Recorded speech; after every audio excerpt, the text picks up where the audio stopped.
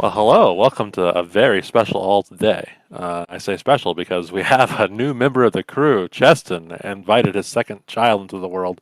How you doing, Cheston? I am pretty good, all Yeah, things considered. not too tired? That part is actually a lot easier when you know what to expect. I imagine so. Granted, I will recommend that anybody who thinks about having a child, I strongly recommend against getting the novel coronavirus while doing so.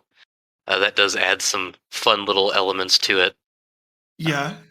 But at the very least, to get your booster shot, and I'll tell you, that works pretty nicely if you can get that. See, the CDC has paid you off for this little advertisement. Yeah. I Well, was about to say, for me, not for my wife. My wife had it worse than I did. But for me it was like having a very mild cold. Like I was jogging as of yesterday, which was exactly 5 days from my infection. Or whenever the CDC now says you're like hmm free to mingle, so to speak. And yeah, free to you know, infect others. yeah, right, exactly. Well, I was outside. I was True. outside, you know. The only person I infected was myself when I You were tripped. breathing on people, but it's okay. Yeah, well, I did. Yeah, there was a homeless man that I just went up and spit on, but That's just your normal routine, that's just so what you do. I yeah. mean, Yeah. come on. Live in the land of the rich, spit on the poor. Yes, Yep. pretty much, yep. Well, congratulations. Yeah, thanks. So, and also with us is Setzer. How you doing, Setzer? Well, as you two know, I've been better. I got some pretty foul food poisoning a couple days ago, so I'm still kind of in the doghouse on that, but well enough to podcast. Yeah, you made it through that, and I'm boring. I got nothing going on with me, so Setzer's like freaking Brett Favre over here. He's got food poisoning and he's still throwing through it. yeah, he's going deep, man. I More of appreciate a it. Michael Jordan, actually. Well, either way, Whatever sport man throws the ball or whatever. Setzer would have know either way. Yeah. Like, what's Michael Jordan, a baseball player? Come on. Brett Favre is the guy who showed his wingding to a reporter. Well, you got to narrow it down, I'm afraid, but Oh, that is a famous one. the one who texted it. And he was wearing Crocs. It was very funny. Yeah. Well, he loves to go outside and just sling the ball around in his jeans and draw up plays in the sand. So to speak. So to speak, indeed. Yeah, with his wingding. Well, since I assume Cheston was a little bit busy, let's start with you. What have you been up to? The thing about having a really, really young kid is that you actually end up with a lot of time where you really are limited in what you can do. And I hate working at home, so I'm definitely not going to do that. Very strong believer in the separation between home and work. Me too, Uh, even though I work from home. Amen. Yes, you do. But I ain't doing work on my own time. So whenever the kid is like, resting on my shoulders, I actually found that was the perfect time to play Paper Mario, which I probably played for like 5 or 6 hours in such a state and finished it. I Well finished a video done. game. I can't believe it. And, You finished the and it game. was fantastic. Up to the last minute, I adore that game, and I don't really have much to say about it that I haven't already said, except for that I really liked the way that the game. I was worried when I was thinking about replaying it that it would be so simple and boring because Mhm. it's a game for babies, and I was going to be like, wore out playing it, and I wouldn't be able to get through the fun dialogue because the gameplay would be too simple. But I will say that on this playthrough, I really found myself enjoying the different mechanics they introduced to make it not boring and not totally for babies. I would say it's deceptively simplistic. Yeah, I got really into the badges this time. Like, Well, yes. that was the thing I spec'd in when I leveled up the most. I made sure I was decked out with as many of those badges as I could, and I found that really fun to just play around with for different boss fights, and I ended up building my character in such a way that I was a total glass cannon. But it worked. I beat the final boss, who's kind of notoriously difficult on my first try, and I was beat him in very exciting fashion because of my badges. It reminds me of the system in Final Fantasy IX, that AP system, Hmm. where you equip weapons to learn the skills, but then you have like a certain amount of points you can assign to equipping certain skills. And then Yes. you can do that in a way where Steiner is always getting 9,999 damage when he gets his trance. Hmm. And that's what it felt like in this game, because I had an ability that I could do like 20 hit points of damage to a boss if I played it out right. And in that game, 20 hit points is a lot. So Yes, your standard attack, you start the game doing 1 HP of damage, and right, then when you so get power ups, it's like 2. that was So pretty fun when I got to like points where I was doing that much damage in one turn, and just taking out these bosses really quickly. So I'm actually downloading. I'm sorry. I'm actually purchasing Paper Mario: The Thousand Year Door from eBay right now, and putting it in my very working GameCube and nothing else. Because yeah, I want to play more of this. I really liked it quite a bit. yeah, I actually am playing through it myself right now. I think it's like feels like a game of inventory management, where you have to balance whether it's worth healing up after battles way more than you would in a typical JRPG. I feel You only like. get 10 items, and that was seen as a problem. But I don't know. I think that balances the game because that way you can't just overpower it Yeah, I don't by think that's just a problem at all. I think that's makes the game better. yeah. I mean, if this had a Final Fantasy style inventory where you could have like 30 potions, Be a cakewalk. the enemies don't do enough damage for that to matter. So you would just Yeah. end up always back at the start, always at full health. At least with this, you have to think about when it is the right time to use an item, or Mhm. like sometimes you may elect not to use something because you're close to a level up. Like I feel like it's simple, but it's got some depth to it. It's very surprising. Yeah, it's the right level of depth for a game like that. Like it's not, a really serious. This is not Wild Arms 5 or something like that. It's not a super serious RPG, but it is, you know, complicated enough where it doesn't feel like the game is talking down to you because it assumes you're a child. It's like the way a Pixar movie will be written for both children and adults to enjoy elements of. That's what that game felt like to me, which is why I enjoyed it quite a bit. Well, I'm glad you're going on the Thousand Year Door because I think Yeah, I will do the same yes. when I'm done. And So yeah, you have a GameCube copy too? yes, I also have a GameCube copy. Okay. Yeah. So The other game that I will talk about, and I've been putting it off because I really, really wanted to make sure how I felt about it before I said anything, is the Guardians of the Galaxy game, which I had heard via the Game Awards. It beat Psychonauts 2 for Best Narrative, is it the and best narrative? one of us here was very upset. Well, I haven't finished it.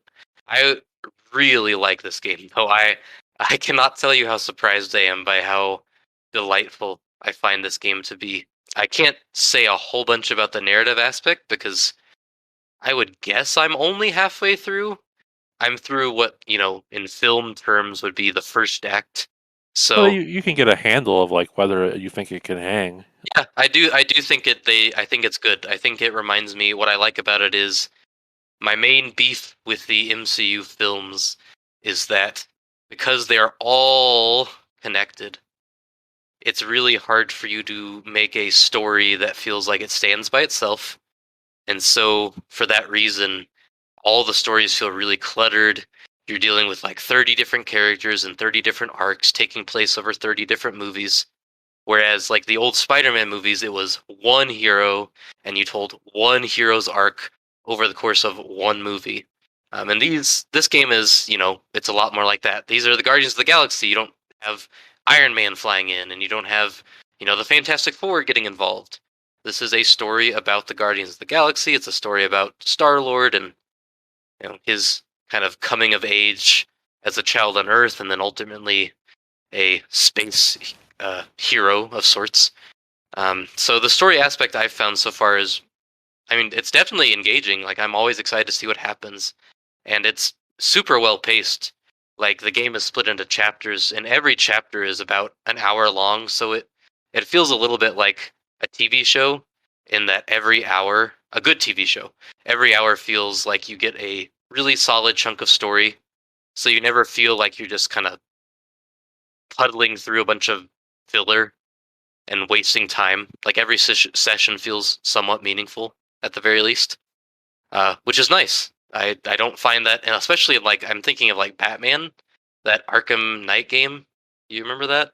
I do. That game had so much padding that if you played for an hour, you could have like 30 fights and move the story not at all. They could have trimmed that game by like 5 Yeah. or 6 So hours. this game feels like a lot more trim in that way. I think what I really like is, surprisingly, the way it looks. It is much like I talked about the Gunk having some really outstanding environments. This is very much in the same vein. And it benefits from the license because it's Guardian, so it's in space. So you can get away with doing some kind of goofy looking planets, and you just have a lot of creative liberties. And I think they do a good job of making every environment, whether it's like there's this one planet you're on, there's this crazy lady named Lady Hellbender, and you're trying to sell either Rocket or Groot to her to try and scam her out of money. And you accidentally crash land on her planet instead of landing appropriately. And you end up in all of this like kind of grimy, goopy, like picture like a Star Trek episode where they land on a planet that's covered in some kind of otherworldly gunk. It just has a really dank feel to it. You can really sense the discomfort the characters must be experiencing trudging through it. I think all the environments are really excellent in that way. And I don't actually have a problem with any element of it. If I was going to say one element of it doesn't pull its weight, I would say that the combat is just good enough. It's like I'm trying to think of a game to compare it to. It's kind of hard. You play a Star-Lord, so for you it's kind of a third-person shooter, but kind of like something like Final Fantasy VII Remake. It's really more about issuing commands to your different characters, like each character has a set of like abilities they can pull off that are on cooldown meters. You have some ability that are also on cooldown. And if you just shoot mindlessly, well, one, it's not going to be very fun because those bullets are necessarily very much like staple guns. They aren't doing that much damage to themselves. The game really wants you to make use of your allies. I think all of that is engaging, but it is pretty simple at the end of the day, which is what I'd expect from a mass market superhero game. The good thing is that unlike pretty much every game ever that's released anymore, the game knows that its combat doesn't need to fill up all of the in-between spaces. So there's a lot of time that isn't spent in combat. And so whenever you do get to an encounter, it doesn't feel exhausting. It feels like, oh, I'm ready to get into fight. And then by the time it's over, you're like, okay, that was good. I'm ready to move on to the next thing. I'm ready to explore. I'm ready to hang out on the ship and talk to my crewmates. It's a pretty well-structured game, which is really surprising because it has a Square Enix logo on its box, and I assumed it would be a giant pile of garbage as a result. So I was pleasantly surprised, and continue to be so. That is surprising. I was not expecting you to enjoy it so much. Yeah, I really am super impressed, and I come to understand that a sequel seems unlikely, which is fine, but I really would love to see them get another crack at it. This Eidos Montreal seems to kind of know what they're doing sometimes, so I like it. Very good. All right, well, Setzer, what have you been up to? I have been playing more Red Dead Redemption 2, believe it or not. I do. My save file says I'm about 45% of the way through it, however accurate that's supposed to be. Pretty accurate. Yeah, I think I'm coming up to the end of the Rhodes arc, but I don't want to give anything away. Yep. over the broadcast here, so we'll leave it at that. But I'm just continuing to love this game more every time I play it. It's just so endearing. I think that's the best word I can put on it. Is it's endearing to just be transported to this world. Your enthusiasm for the game came across very well because it made my wife want to play it, and I've been watching her go through some of the stuff, and like she plays the game completely differently than I did. Like just watching her like go through the wilderness, like this game is awfully comfy, and I missed out on a lot of stuff by just playing the story. It looks like just a game you can get lost in. Yeah, for sure. finally went to the Trapper down in Saint Denis and found the menu where you craft from legendary animals. And earlier in the game, I had killed this legendary bear, right? Yes. And given his pelt into the Trapper. And this unlocked the ability to craft this really cool looking coat. But I needed a perfect bison pelt.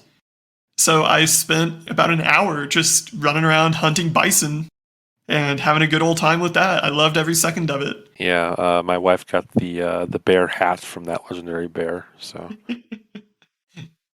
Man, see, I didn't even go after the legendary bear. I just was like, meh. yeah, I think I got killed a couple times. Like, screw this. I went on my way. But yeah, it's definitely a game that I appreciate taking slow. You know, another thing we talk about a lot is a game that doesn't overstay its welcome. I've noticed all three of us tend to call back to that aspect of whether a game does or does not overstay its welcome. And I think Red Dead strikes a really good balance of like, here's all this stuff. If you love Westerns, go ahead and have at it. If you're just here for the main story, it's marked on your map and you can move through it, right? You can mainline it, yeah. I agree. I was always like, there's a lot of people who complained about the hunting and the survival elements. And for me, I was like, you just don't have to. And like, I never mess with it. And, you know, the game would every once in a while tell me, you know, hey, Arthur is getting pretty famished, you know, maybe you want to do something about that. And then I would be like, well, it actually doesn't matter. It's like, you know, if I want to play with it, I can. If I don't, I don't.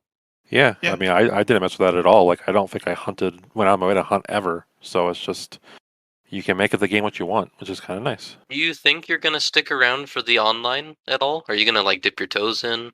I don't know. Last time I checked, you have to pay for that separately, I think. Like 30 extra bucks to play. I don't think that's true. No, I think that's if you buy the original game, you just have it. But if you don't buy Red Dead Redemption 2, you just want the online for whatever reason.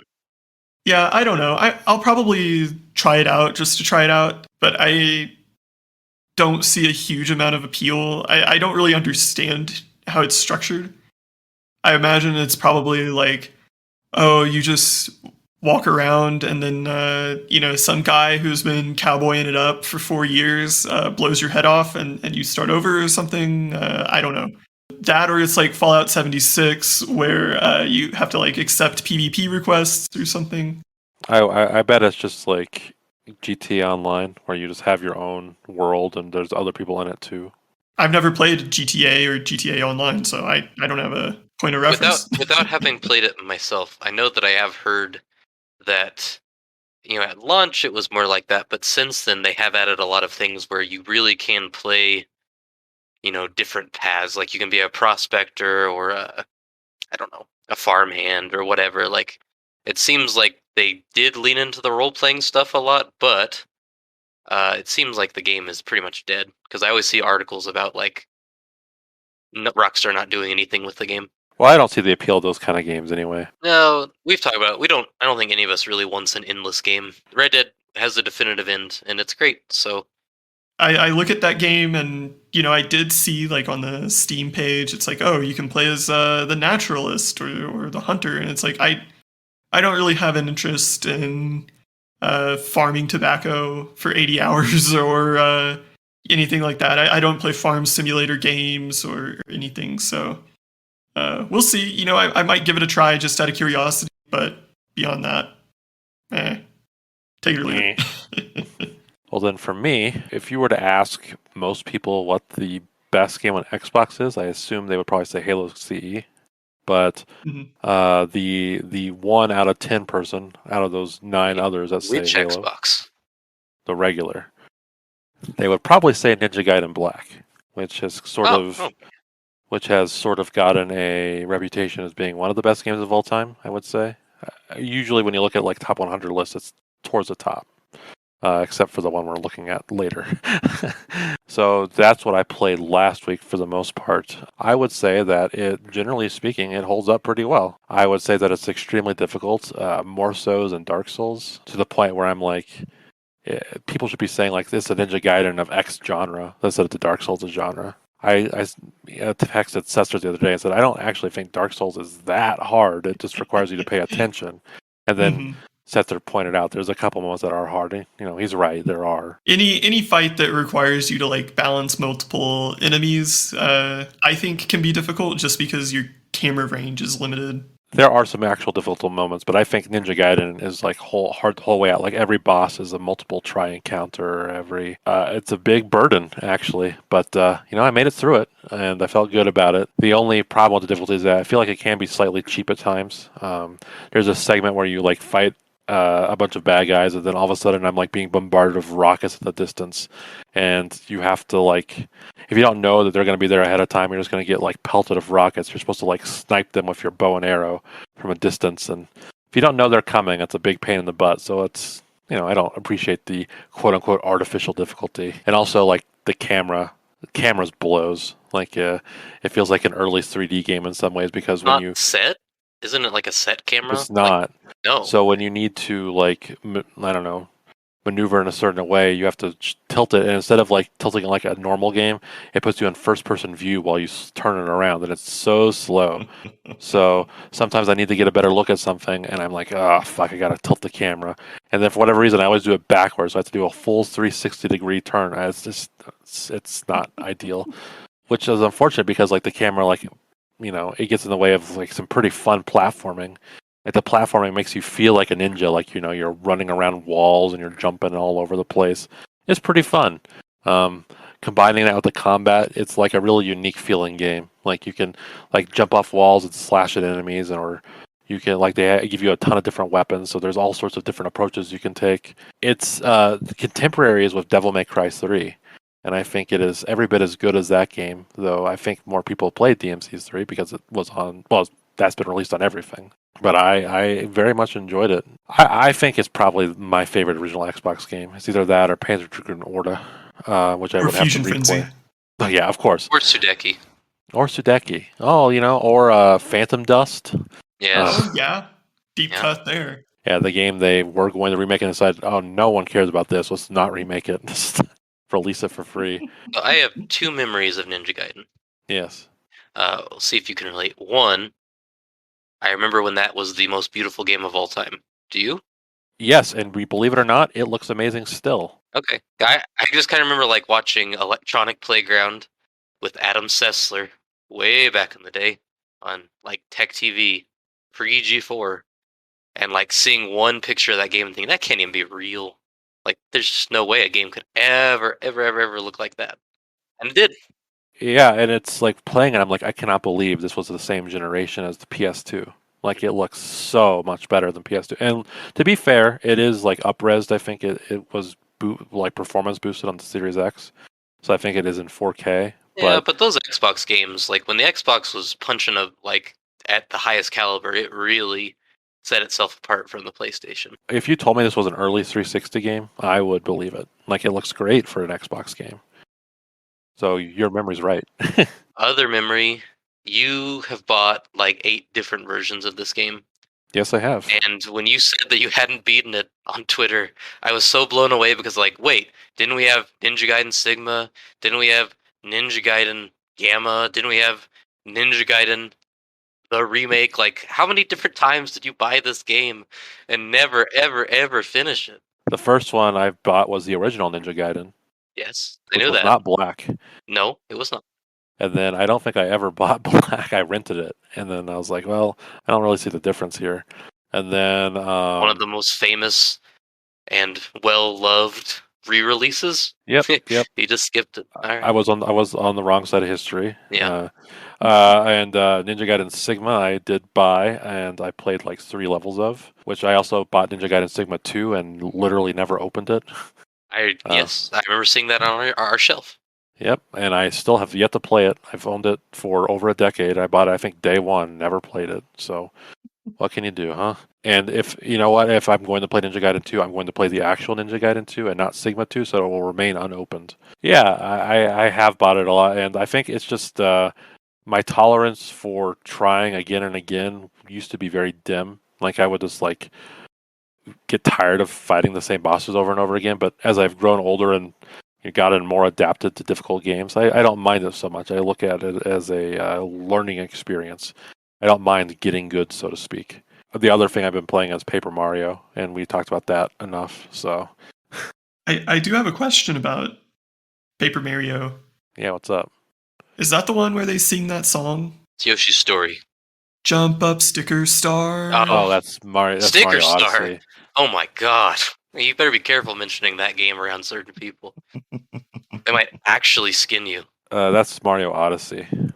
I see. All those Marios blend together for me. Well, yeah, I understand. You're not a Nintendo. One other thing I feel like I should mention is that this is more for, I guess, Setzer's benefit, but this is the same people that made Dead or Alive. And it's just really weird playing it. Yeah, because he's a character from Dead or Alive. Yes. Well, he's also from Ninja Gaiden yes. on the NES, but it's amazing because like you couldn't tell. It just feels so. I mean, you could tell in some ways. Yeah, I think the graphics in those two games, I always thought they had a certain, I don't want to say a patina, but a certain like feel. You know what I mean? Yes. Like it didn't surprise me to learn that those were by the same developer. Just because graphically, like the faces and the lighting and the hair kind of looks similar. Well, you get less surprised when you see one of the ladies' outfits. Like, oh, okay, that's Dead or Alive people. Absolutely. Gil Itagaki, he likes his women. But that's all I had to say about those things. So I suppose we can get on to the news.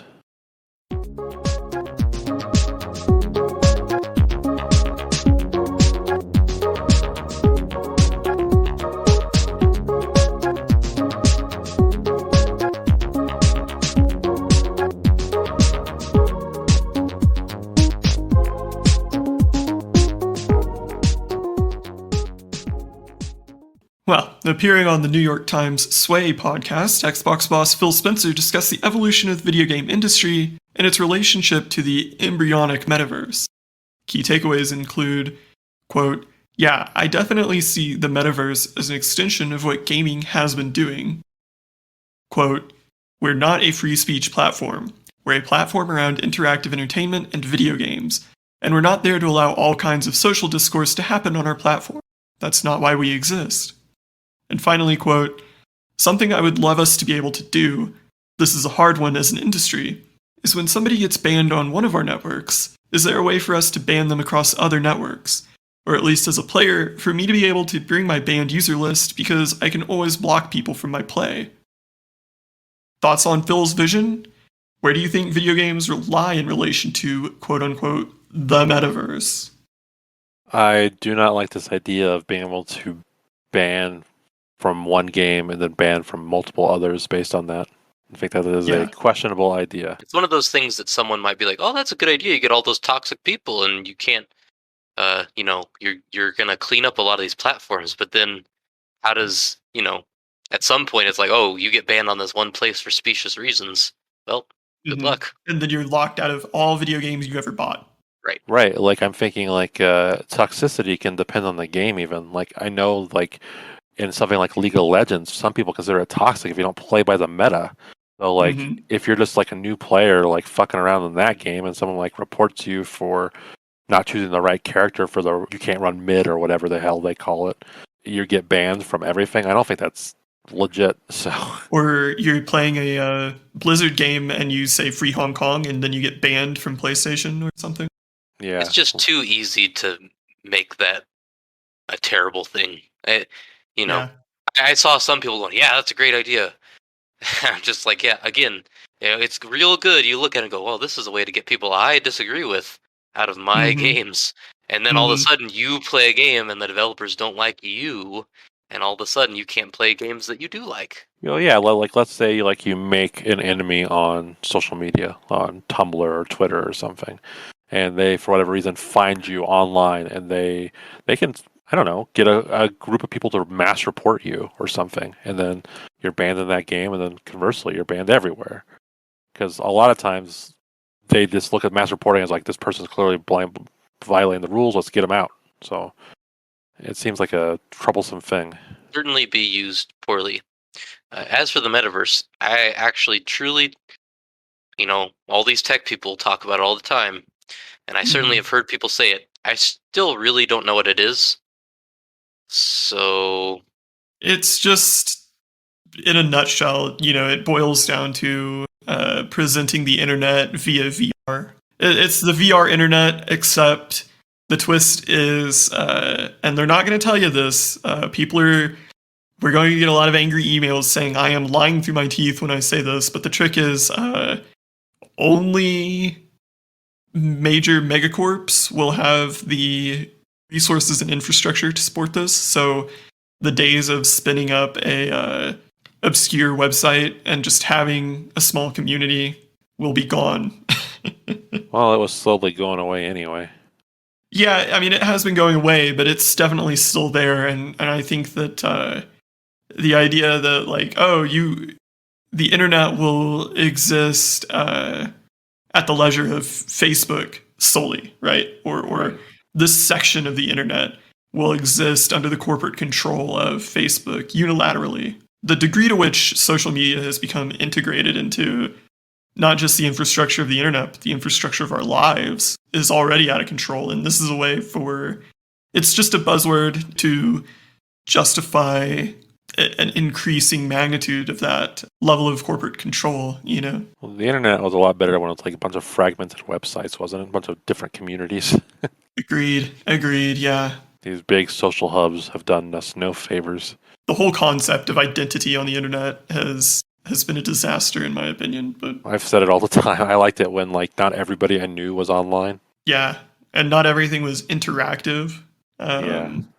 And commentary. I miss the days when you just went to a website and read something you were interested in. Yeah, I've been fighting tooth and nail against video for a long time.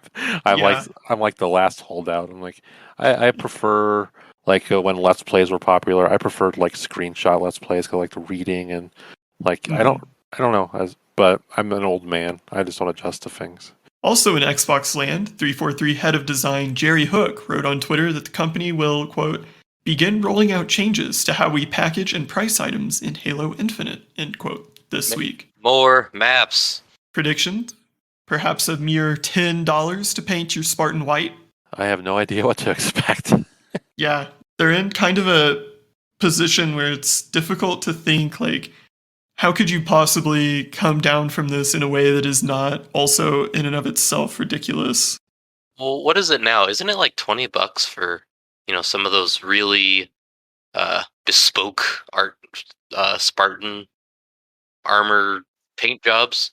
Yeah, $20 for the basic white paint, Sure. $8 for the basic red paint, stuff like that. And then $20 for a helmet. I don't know, man. I'm just tired of this being the only thing that they're addressing. There's other stuff to do with this game. Just fix it and move on.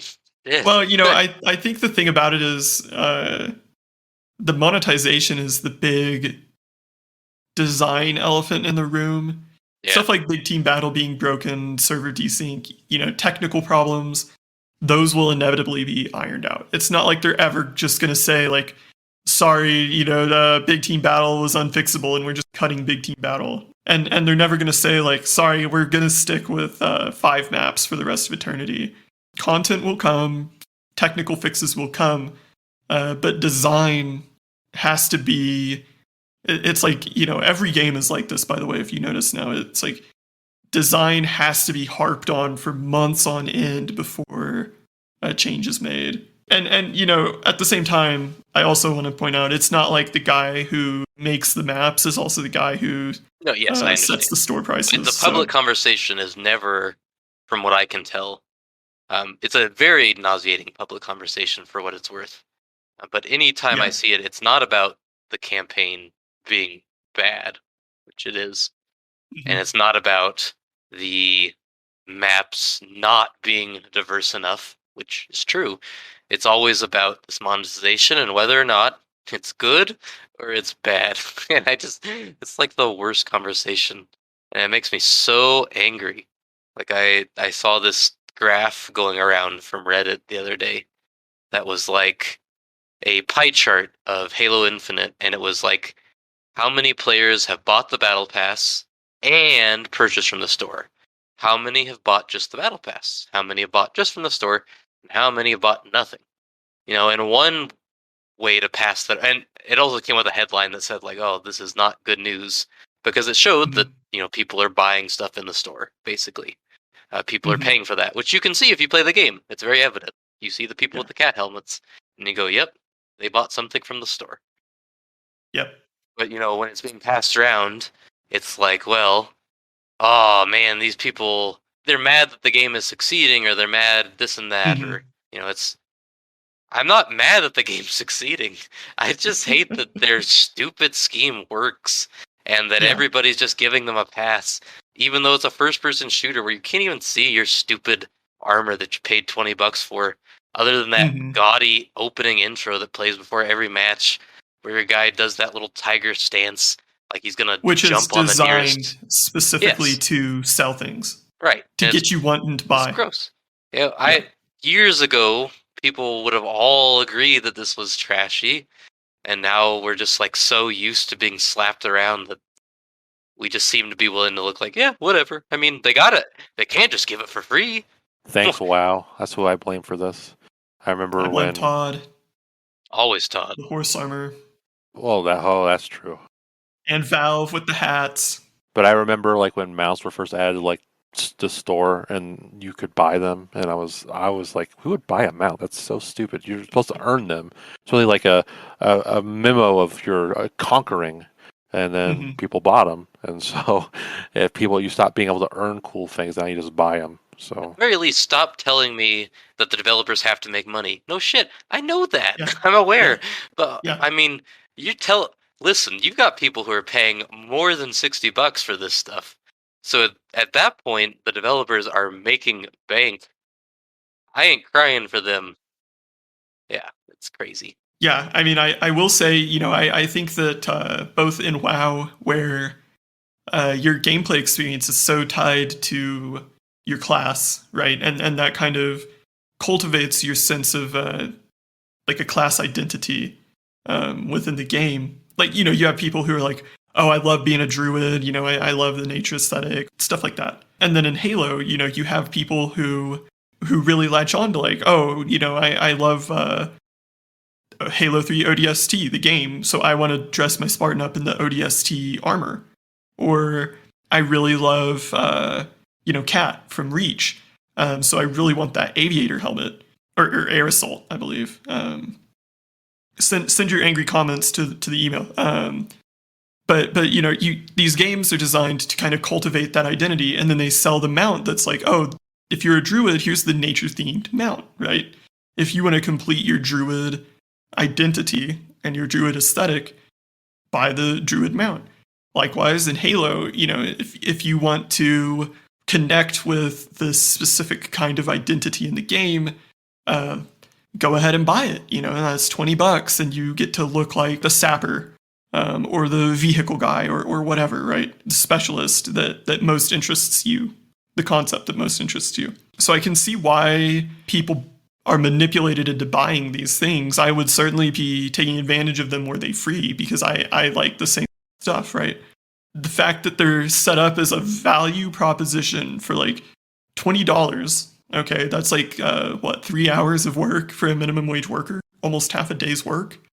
People are always going to, by their nature, attach themselves to that kind of stuff. And trying to monetize that is something we'll talk about in the next story. But it's, like you've said, it's gotten out of hand. And then the obsequious justification of, if you don't like it, well, you're just mad, or you're crying, or you want the game to fail. What compels a person to behave that way? That's what I want to know. They want to justify their purchase or their time they invested. Yeah, I suppose so. That's how I look at console wars in general. Like, let's make it so I don't feel like I wasted my time or money. I'm just glad that I was born early enough where I don't feel the need to buy microtransactions at all. Like, I'm never tempted, because like the thought of it still disgusts me. So yeah, I feel lucky. I feel like if I had been born even like, I don't know, 10 years earlier, it'd be a totally different story. I'd be one of those people like all over Fortnite or something. I don't know. So Yeah, I mean, I think we're products of our environment, right? And if that was what was acceptable when we were growing up, then yeah, most likely. We had trading cards. Everything we had Yes. was on the up and up. Yes. yeah, trading cards, very very respectable business. Yeah, yeah. Pokemon cards, those were big. If only I kept them. All The the money. original loot box, the Oh, original rich. NFT, because you sell them. You can sell them, right? You can Yeah. sell. You still can Yeah. for quite a lot of money. Non-fungible trading card games. Simon Parkin of The Guardian brings us another metaverse-adjacent tale this week in an article titled "The Trouble with Roblox: The Video Game Empire Built on Child Labor." The article states that not only do half of American children have a Roblox account, the company itself is valued at $41 billion. The company pays out more than $500 million to creators each year, but only 1,000 games on its marketplace generate more than $30,000 of revenue. Despite this apparent success, Parkin writes, quote, "Supporters argue that Roblox provides a helpful introduction to game making. The company provides the tools to make games, the servers to host games, an audience to find and play games, yet Roblox also reflects many of the challenges and shortcomings of the wider commercial games industry. The risk of exploitation, of abusive managers, of miserly revenue splits, and, most prevalently, of worker burnout, all of which Roblox claims fall outside its responsibilities." So, did you get a chance to read the article? What's your verdict? To my mind, a platform like Roblox is essentially monetizing childhood, and that will never be ethical, let alone safe for the children involved. Yeah, I think the monetization bit is a little sketch. It's alarming that statistically half of all children in America have a Roblox account. That's According to The insanity. Guardian. Yeah. It's quietly the biggest game. Period. Yeah. Well, I think it's skeezy that they kind of like advertise all the successes and make it seem like anyone can do it. When I feel like a lot of that is just happenstance or, right place, right time or whatever. But I feel like a lot of companies make a living out of exploiting their potential user base. So it just makes it more skeezy considering this is for children. Yep. Mhm. You always got to be careful when children and money are involved. Especially when they're both involved. Right, because there's always, especially when you have a platform like this that's run by adults, that is played by a few weird adults. There's always going to be some amount of power dynamic between the adults and the children. The children are going to be a lot easier to coerce. It's going to be pretty easy for an adult to say, "Hey, this is a really cool idea. We should work on something together and, make a cool mod and make some money." And that power dynamic only gets exacerbated when you have money involved. I personally wince anytime children and money are in the same sentence because I work Yeah. with children and I actually run like a extracurricular group. And, there have been times where it's been presented the idea that perhaps the children should get some amount of money or something. And it's like, okay, that's kind of weird because then once you introduce that, that introduces a whole load of other things you have to consider. Like, Yeah. well, how much money? Okay, but if you can give them money, then you can also withhold the money. And then it just Mhm. becomes a really nasty situation. So, in my personal opinion, just don't ever, ever, ever involve children in money. Don't make them think they're going to be superstar game developers on your crappy platform that runs on the shittiest phones. Just don't do it. It's bad. That's me. Yeah. I don't know. Yeah. With 10 years of adulthood behind me now, I can look back and see like that was a massive mistake that I made because I did not have the life experience and context to accurately understand the implications of what I was doing at the time, right? And so you're telling me that this 10-year-old kid who has basically no life experience or knowledge or any kind of rights or privileges, really, at least as we understand them as adults, right? Is able to consent to basically being exploited by adults into working, 80-hour weeks for basically no money. It's ridiculous. Yeah, that's because they don't know that it's work. Doesn't mean it's not work. Right. They think, oh, this could be my ticket to be in the next Todd Howard. The next Yeah. Pro Jared. The next PewDiePie, right? Yeah. Or Markiplier or whatever big influencer, right? I mean, they make a point at the end of the article. It's like people justify it as saying, well, those are the things to deal with. Yes, but adults are adults. Kids are kids. And kids have no possible way of understanding the situation. It's just the reality. There's a big gap, and some people like to downplay it. Make children seem like real capable decision makers. That's all nice and all, but it's just not. It is not in line with psychology. Their brain is only so developed. An adult, a male, does not really reach full maturity until what, like 21? 25, they say. Yeah. Okay, so 25.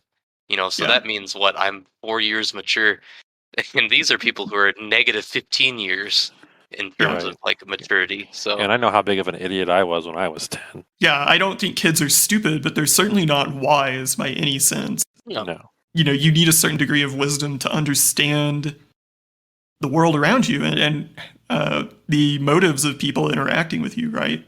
And we outlaw child labor for these reasons. But all of a sudden, when you say, oh, there's no contract involved, then it becomes acceptable. Where are we going to draw the line on this, right? Well, it would take lawmakers to kind of have an idea how technology works. For anybody to understand Roblox, because I can tell you, having been talked to about Roblox a great number of times by children, I still have no idea what the hell it actually is. It is an extremely nebulous little game. In the podcast with Phil Spencer we talked about earlier, he kind of mentioned that for people his age and to a lesser degree, I think also for people our age, online interaction is kind of a quote unquote bolt-on experience where we didn't really grow up with it. I mean, people our age kind of did, but it wasn't structured the way it is now. It wasn't as pervasive. I mean, we grew up in the dial-up age, right? So, and now choice of game is like, where do you and your friends hang out after school, right? For these kids. And I could never have pictured that as growing up ever. Yeah, me neither. I couldn't imagine it. And so now it's like, that kind of equation has always been elusive for adults, right? You have adults wondering why kids waste their time at the malt shop and the sock hop, right? It's always been that way. And but now, it's kind of like someone else is profiting off of that. Yeah, it's a fun future, isn't it? Just wait, your kids will be they'll have Tesla brand brain implants, and they will be paid by Roblox to use their brain to mine NFTs for the Facebook metaverse. What a wonderful world we're making. Then you get 0.05% of the profits from that NFT. So yeah, and if they decide I don't want to mint NFTs anymore, they get banned from public transportation and eating at restaurants. It's true because they said I'm done with NFTs. They can't play their Xbox anymore. How many more stupid monkeys can I make? Finally, this week, it seems the CIA has issued new orders to my gang stalkers. They've been instructed to convince me that there is even a sliver of hope that Armored Core 6 may currently be in production, so that they may broadcast my despair on national television when it is revealed to be untrue. I am indignant at the leakery, all these made-up surveys, the doctored screenshots being planted on the internet, just to convince me personally that my favorite franchise might be reborn. Don't believe it. It's a lot like Prince of Persia with Cheston. Like they may even announce a game, but it's not coming out ever. It isn't a remake of a wonderful game. Is not my dream game. Sure. I will not be that crestfallen if that game doesn't come out, especially if it doesn't come out in the state that it almost came out in. I mean, I would be disappointed because it means, I would say at that point the Prince of Persia series is well and fully dead, but wait and see. Well, yeah, but even if they were to announce like, oh, we're making a new Armored Core, we're like, let's. I'll believe it when it's out. You know what I mean? Yeah, bird in the hand kind of situation. my heart can't take it if Armored Core 6 is announced and canceled. So I can't tell the difference between Armored Core and Front Mission. Front Mission is Squeenix, right? Oh, but Yeah, it is Square Enix. That's Okay. correct. Yeah, and Front Mission is more like grid-based tactics, like Final Fantasy Tactics. Armored Core is a third-person shooter, basically. like Robotech. Yeah, sure. Kinda. Mech Assault, maybe? I don't know. Robotech for the GameCube specifically. That's quite the pool. Thank you. Maybe if you want to talk in Ndudu terms, Custom Robo for the GameCube. I played that game, yeah. Me too. I played that in my youth. Oh, somebody else. That game has a crazy ending, huh? Yes, it is such a twist, such a weird twist. I loved it. I remember like looking at my GameCube in skepticism, like not at the screen but at the console. Like, is this real? Is this right? Fuck, man. These people thought this little circle was their whole world. They had like 3 activities. It's like the Truman Show, but if Truman could only go to the grocery store and the park. Wait, the twist is that the whole world is like this one little room? Well, no, they think it's the whole world, but then they break out, and it's like the whole world is destroyed. Yeah, it's a post-APOC, and they live in a dome. Their little sphere is just like this one little sliver that's been preserved. Well, that's sort of like the Danganronpa twist. It was kind of... Listen, as a child of the GameCube, it was kind of awesome. So... Oh, I imagine so. I have to stand by it.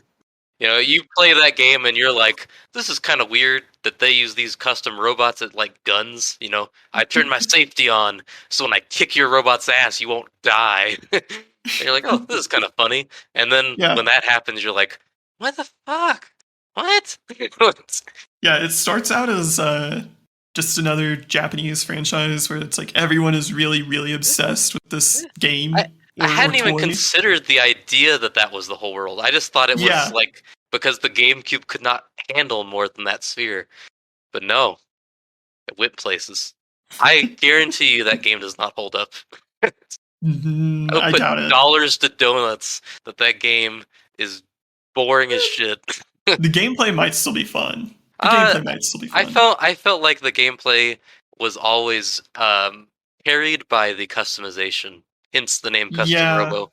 But once you actually got to playing the robots, the AI was so dumb that you could basically just, dash around and just shoot all willy-nilly, and then you'd win. Maybe we need to have a revival. I can't... Well, I was about to say something really stupid. I was going to say, I can't believe that they haven't brought that series back. I can believe that they haven't brought that series back. That was the Japanese-only thing, and they brought it to America, and you know what happened? Nobody cared. Flop. Just came and it went. Yeah. Oh. What's next? A Switch Joshin the Giant? That'll be the day. That did release in PAL on GameCube. Europe doesn't count. Not a continent. Anyway, I don't like the prospects. Same. Of Custom Robo or Armored Core? Armored Core 6? Oh, both. Both, but specifically Armored Core. I think there was a DS Custom Robo game, so... We got I think you're right. Custom Robo Arena. Yep. What's more likely, Chibi Robo or Custom Robo? Chibi Robo. Chibi Robo. Yeah. People really like that GameCube game. They don't like anything else, though, so I don't know. That's on my list. I gotta play that sometime. As a GameCube child, how did I not play Chibi Robo? I guess that'll do it for the news. So, Cheston, you want to get us going on our next thing?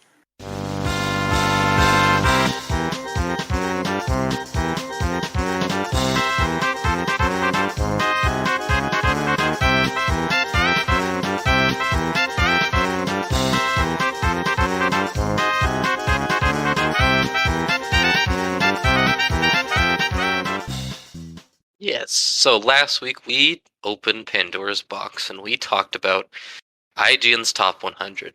Now, all of us here, I think I'll speak for all of us here, think that these lists are inherently stupid and ultimately futile. Can't really compare certain games that are made 30 years ago, like, say, Final Fantasy VII, to, I don't know, Assassin's Creed 4 Black Flag. just pulling a random game out of my ass. But it doesn't stop websites from doing it to generate clicks. And hey, it worked because we looked at it. So I thought it would be fun, since these lists aren't going away, I thought it'd be fun to try and make 3 changes each to make this list actually definitive. Only 3 each. So here's the rules. You can make 1 move up or down. So a game that's already on the list, you can move it up or you can move it down. You can make 1 addition to the list. And no, you do not have to choose a replacement because you must also suggest 1 deletion. You get 1 of each. We will take turns and we'll start with moves. I'll start.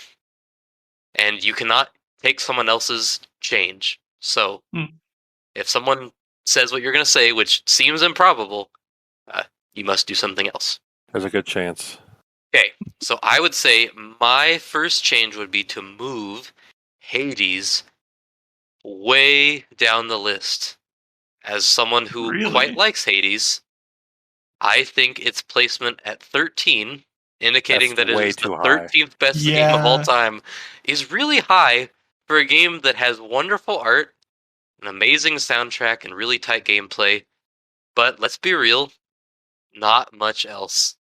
I actually was thinking about this game the other day and thinking about how after you beat it the first time, you do kind of start to see some cracks in it.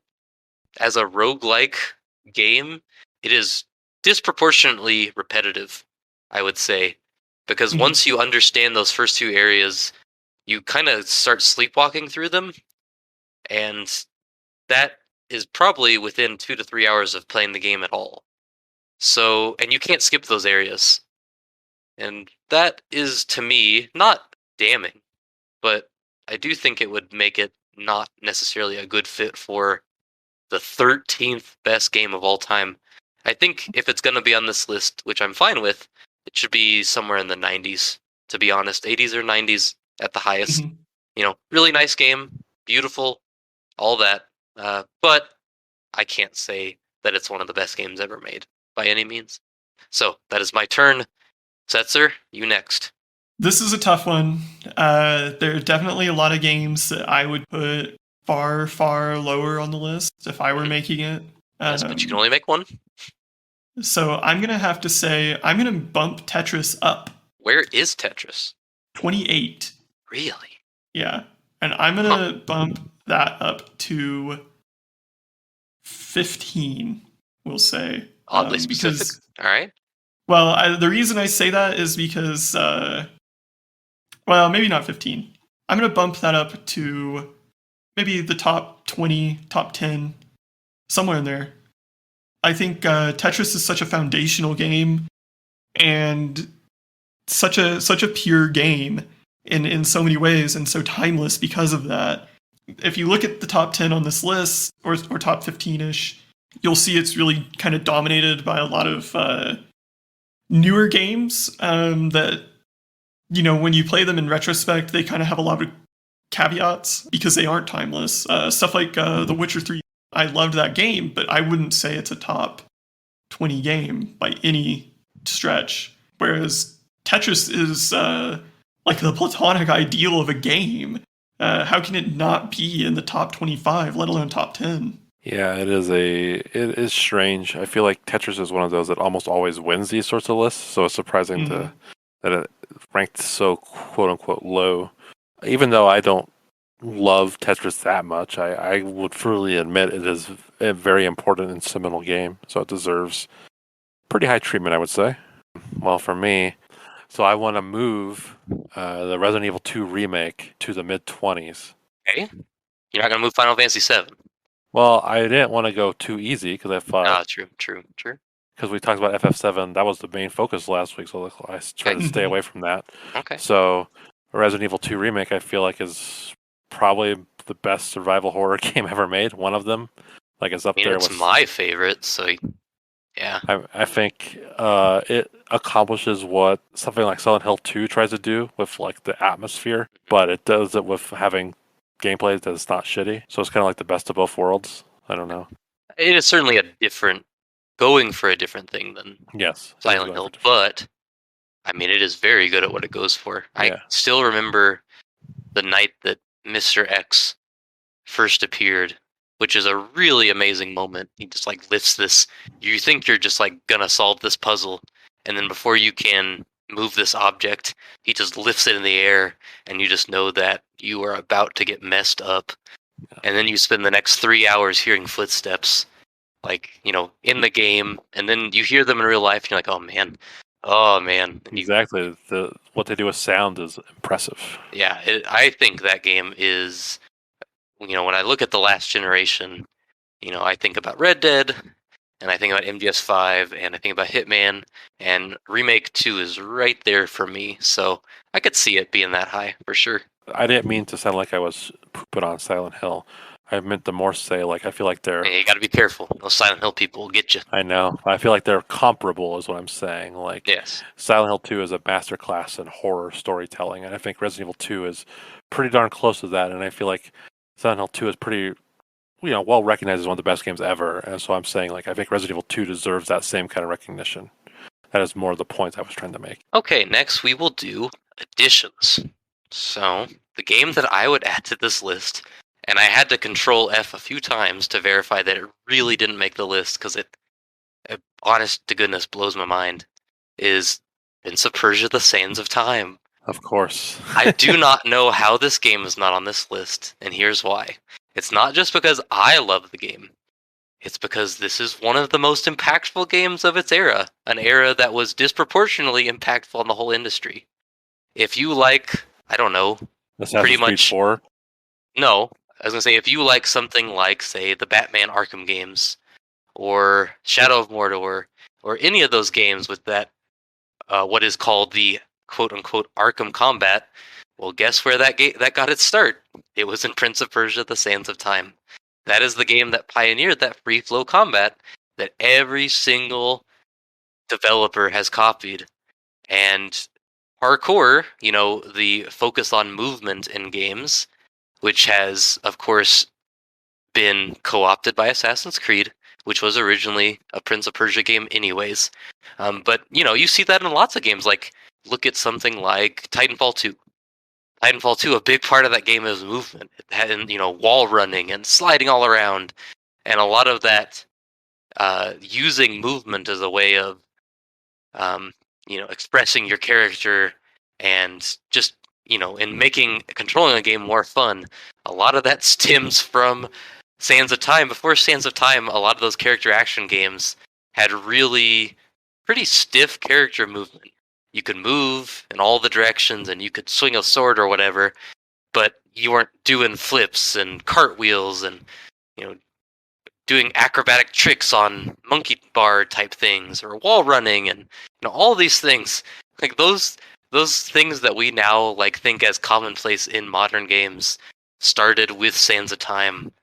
And so it's just crazy to me that it gets overlooked. I mean, I guess its impact isn't as obvious as, say, Resident Evil 4 or Gears of War, but I mean, it's just there. In every game you play today, there's some element of Sands of Time. So, it should be on the list, no question. I agree with that. It's certainly Yeah. more than... that's why I said Assassin's Creed 4, because that is, as we've mentioned, on this list. I think of it as like the proto-prestige game. Like before prestige Mhm. games were all the rage, like to me that is the game that really first showed the emphasis of like, yeah, okay, storytelling is going to be important to this game. Voice acting is going to be just important to this game as the gameplay itself. And the gameplay is great, so it's not like the gameplay suffers from it. But like you could tell in the writing and the way they presented the game that they cared just as much about the story they were telling as the game you were playing. And it's kind of like the hallmark of a prestige game is that the narrative has a really heavy level of emphasis that is on par with, or in some cases greater than, the game itself. And I think Sands of Time is one of the first popular examples of that. Criminal to erase it. I agree. Like, remember when Uncharted was coming out, it was billed as like part Sands of Time. Oh yeah, Uncharted is absolutely like, Uncharted 2 is on this list and it belongs, but it absolutely wouldn't be there, or at least the game it is, without Sands of Time. No, Nathan Drake would not be climbing on those walls the way he does without Sands of Time. he would not be blowing away millions of innocent people. Well, that he might still do. Yeah, Setzer, your choice. Add Deus Ex to the list. That's not on? No. Yeah, there's no Deus Ex game on the list. That's embarrassing. Yeah, But- yeah, that was a big shocker to me. You know, the fact that neither Prey game made it on the list, that's a major oversight. But I think I'm gonna have to give it to Mega Man Legends. I know this is a memeable take, but I think that game is also very emblematic of its time, and I realize maybe not as directly inspirational, but it's a game that stands out to me personally, which this list clearly is about what stood out to specific people personally. And on top of that, I think that it is kind of pioneering in its own way. Is it as influential as Super Mario 64? No. But I think the art style still holds up. The voice acting blew me away as a child and still kind of holds up in a fun kind of way. The emphasis on story and cutscenes was unlike anything I'd seen at the time because I hadn't played Metal Gear Solid or something like that. And the gameplay is fun. What in a list with some of these games, I think Mega Man Legends definitely hangs. I think you can just tell in the way that fans respond to it. Because the people who love that game, like you, are unbelievably passionate about it. Kind of passion I don't see for the game that I'm going to suggest deleting here in a little bit. I always kind of looked at Mega Man Legends fans like how Earthbound fans used to be, where they weren't so numerous, but they were fiercely loyal to their game, and then somehow Earthbound caught on. So maybe one day Mega Man Legends will catch on in a similar way, and there'll be 85 million indie games based on it. But yeah, as someone who's been beating the drum for Mega Man Legends for the majority of my life, I guess you could say, I think we are kind of already starting to see that happen. I mean, look up Delta Gal, and a lot of indie games, we're kind of seeing a move away from pixel art that used to be really influential for people who grew up with, say, the Nintendo or the Super Nintendo, and into 3D art, which becomes more accessible to create. And the Mega Man Legends art style has ended up being very pervasive in this space, just because, again, it is itself very accessible and holds up. Well, it's very fun looking art. Even as a kid, I was like, something about this is appealing to me. So yeah, it makes you want to adventure. Exactly. Well, Derek, what are you going to add? Well, I was surprised this one isn't on there, but Metal Gear Solid 2. Whoa, what? Oh my gosh. Metal Gear Solid 2 is not only one of the best games ever made, it is also one of the most prescient game out there. Like, if you look at the way society is nowadays, you can take quotes from the end of the game and, like, it applies to today. It's I don't have any off the top of my head, but like, if you watch any of, like, Colonel Campbell's, like, spazzing out at the end of the game, in the middle of him saying nonsense, like, spoon 15 or whatever he says, like, he spits out things that are like, oh, that applies to today. Like, I think they make points about, like, how brands try to be recognized as people, or how the governments will try to co-opt social movements in order to further their own causes.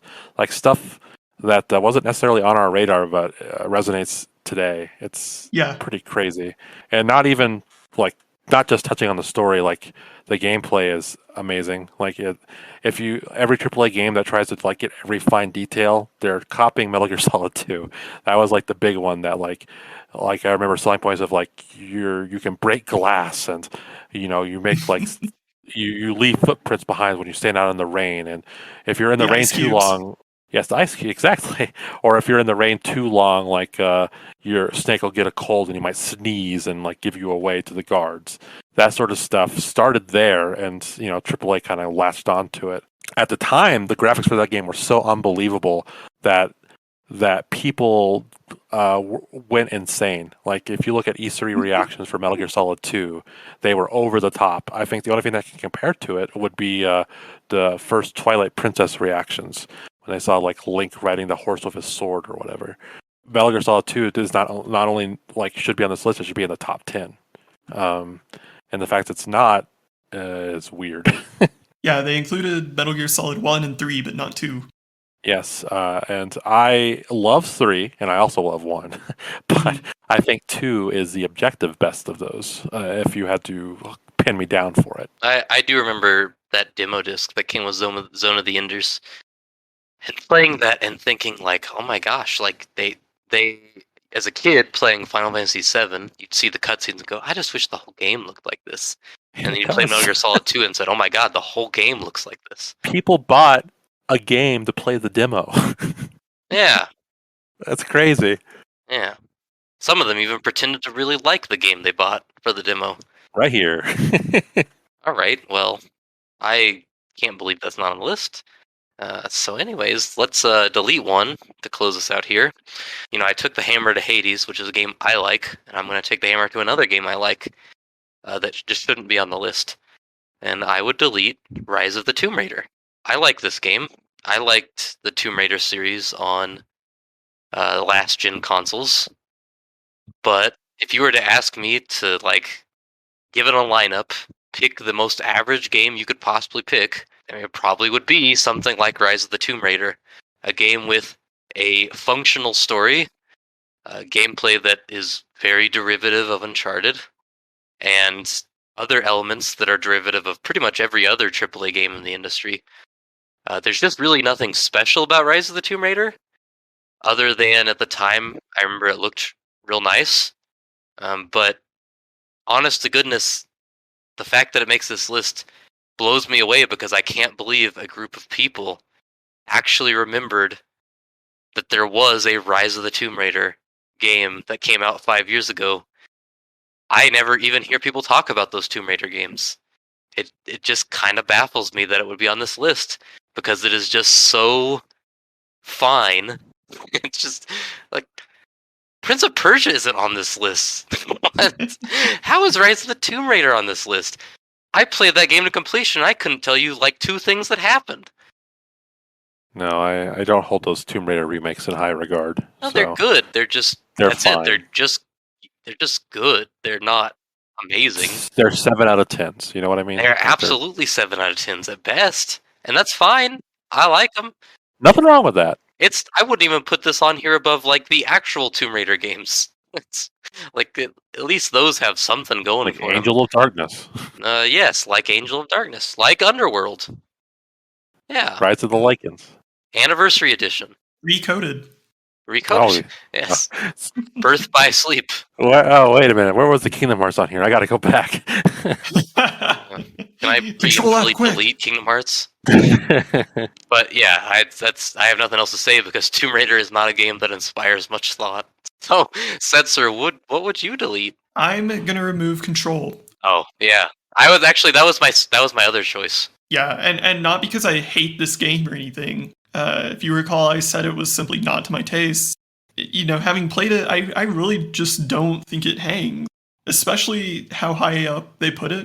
There are so many better games than Control that they put beneath Control. Titanfall 2, you know, I think they put Dishonored 2 beneath Control. System Shock, Persona 5, Dark Souls, GoldenEye 007, Smash Bros. Ultimate. These are all games that, in my opinion, blow Control out of the water, and Control has no business even being in competition with some of these games at the very bottom. I would put Control in the same league as Rise of the Tomb Raider. I liked it. Yeah. It's a fine game. But in 10 years from now, I will remember exactly one thing from Control. Oh, 2.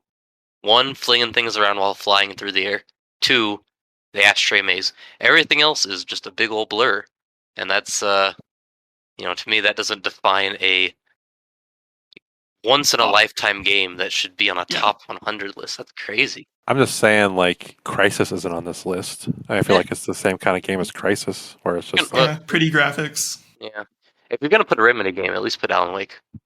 But, Well, Setzer would fight you on that. That'd be his remove. Alan Wake, get that out of here. No, I haven't played Alan Wake. All right, so you good on Control? Yep.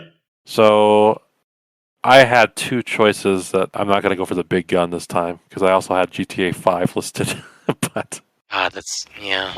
But I'm instead going to go for a less controversial pick and go for Mortal Kombat 11. Mortal Kombat 11 is just another Mortal Kombat game. It plays just like 9 and 10, but it's just has a crappier story than 9. Leave So it to the Street Fighter guy to come in and beat up on poor Mortal Kombat. Now listen here, buddy. Mortal Kombat 11 has an amazing story. What are you talking about? it's a fun story, but compared to 9, it's just not as good. Did you forget the scene where Raiden remembered every time he killed Liu Kang? That was a great scene, but did they compare to the scene where Raiden took Liu Kang away and Sindel killed everyone while they were like visiting It the other does. Did you remember the scene where Super Saiyan God, Super Saiyan Liu Kang, came down from the afterlife and killed the shit out of every single thing in that area, and then destroyed the entire universe and recreated it in his image? I did remember that, but I also remember like Kung Lao getting his neck snapped after Raiden said like 2 seconds ago, like, oh, maybe Kung Lao is the chosen one. What about Ronda Rousey's once-in-a-lifetime performance as Sonya Blade? There's a lot to remember about that game. You're right. What about the time when the Kano twins are like totally horny for each other? Like Kano and his past self are way into each other. I think the game plays like shit. No. I like everything about that game, but how it plays. Oh no, it plays so well. It's such a good game.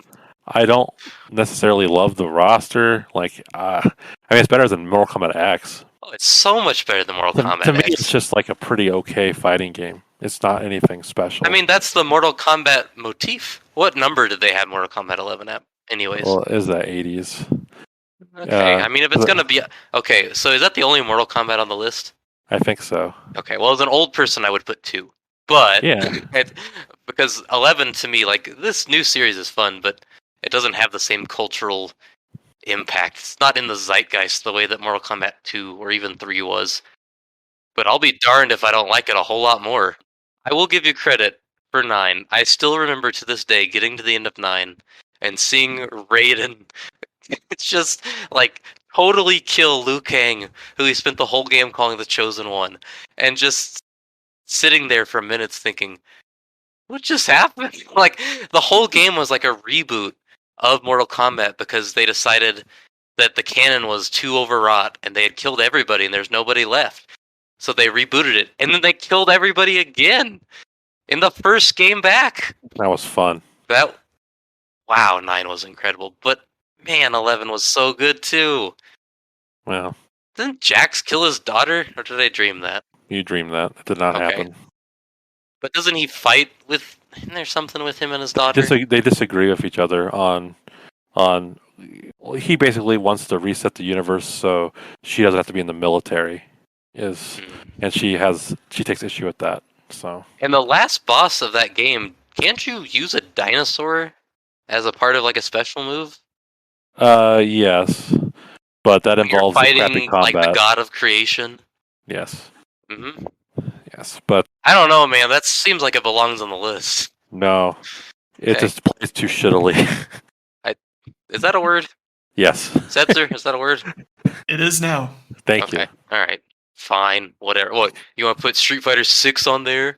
No, the real choice is Grand Theft Auto 5. That is what? I should have stuck with. No, that's what I should have stuck with. Oh, okay. It's like all of that to say Mortal all of that for GTA 5? I mean, we could have given it a GTA 5. Like, of all the GTAs to put on there, I mean, I would say it has to be either Vice City, San Andreas, or 4. But and of those, I'd say Vice City. But I mean, yeah, 5. Ugh. But then again, this is the same list that has Fortnite on it because they felt obligated to pander to the Fortnite crowd. So there we go. We've mined this stupid top 100 for content. So I hope you're happy, IGN. We've completed the circle. Thanks, IGN. Yes, we have completed the circle. We have done as we were intended to do. Just as Liu Kang did when he reset the universe and recreated in his own image by having sweet, sweet romance with his lady and repopulating all Adam and Eve style. That was one of the endings. You could also hang off Raiden for all eternity. And repopulate the world Adam and Eve style. I was gonna say Adam and Steve. Oh, Adam and Steve. Oh. But, well, I guess that'll do it for us this week. You can reach us on Twitter at alltodaypod or on email alltodaypodcast@gmail.com. This is Derek. Setzer? And Cheston. We'll see you next time. Goodbye. Adios.